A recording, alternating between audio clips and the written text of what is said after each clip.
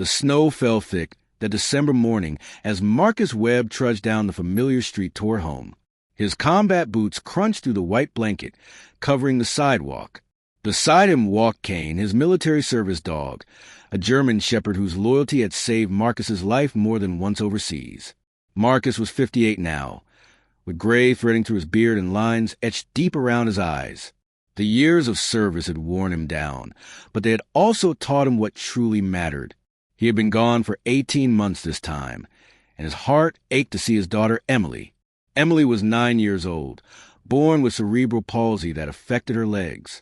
She was bright as sunshine and twice as warm, but she needed constant care and patience.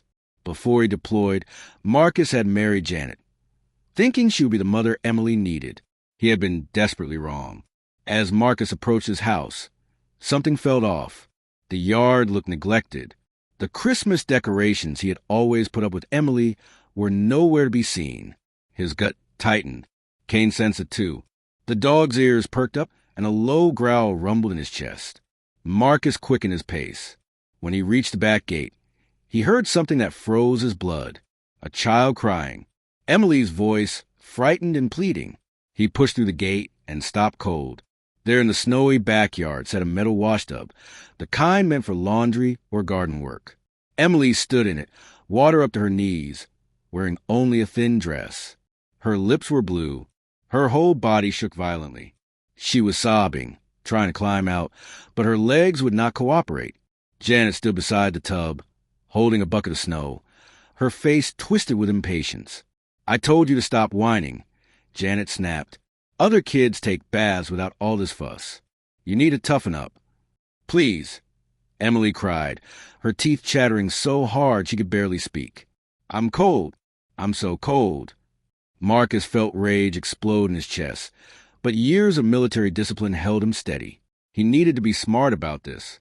"Step away from my daughter," he said, his voice low and hard as iron. Janet spun around. Her face went pale.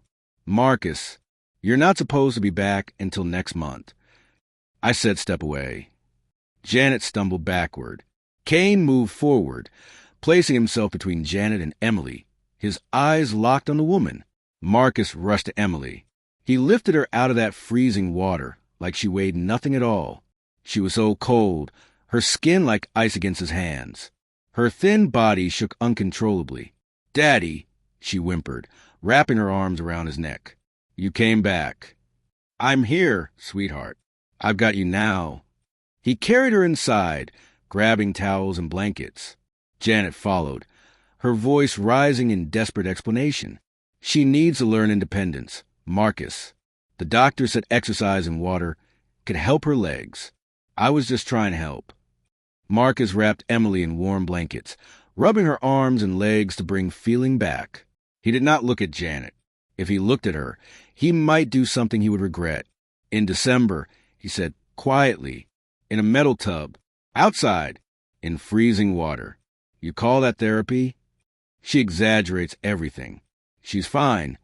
Get out of this house," Marcus said, still not looking at her. "Pack your things and get out. I'll have divorce papers drawn up by tomorrow. You can't just throw me out. I'm your wife." Now Marcus did look at her, and whatever she saw in his eyes made her take a step back.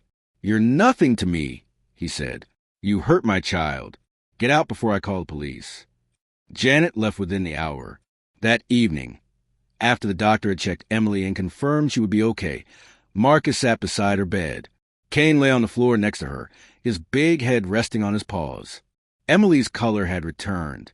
She was bundled in her favorite pajamas, drinking hot chocolate that Marcus had made just the way she liked it. "Daddy," she said softly, "I prayed every night that you would come home." Marcus felt his throat tighten. "Tell me how long this has been going on, Em." Emily looked down at her cup.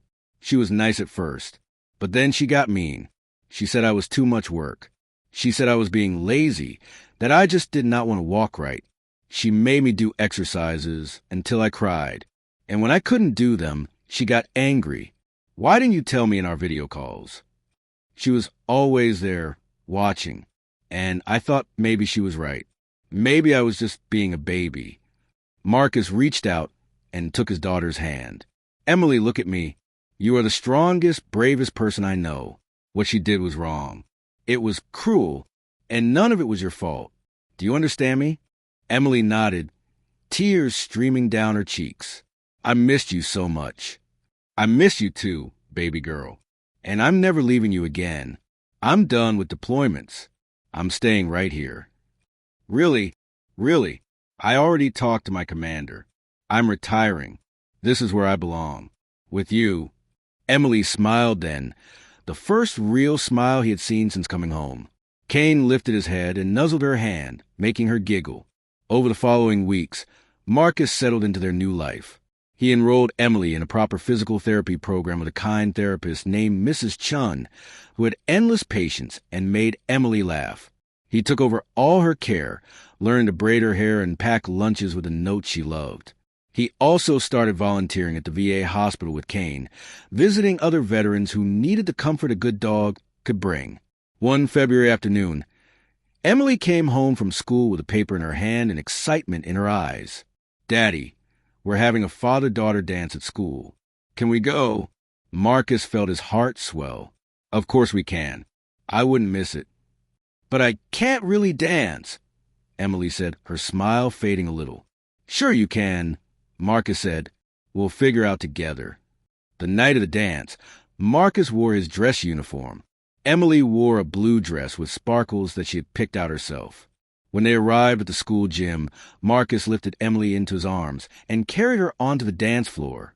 They swayed together to music, Emily's arms around his neck, her head on his shoulder.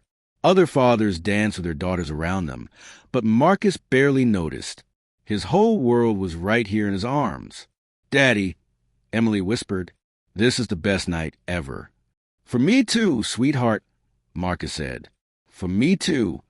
As the music played and the lights twinkled overhead, Marcus thought about all the battles he had fought, all the miles he had traveled.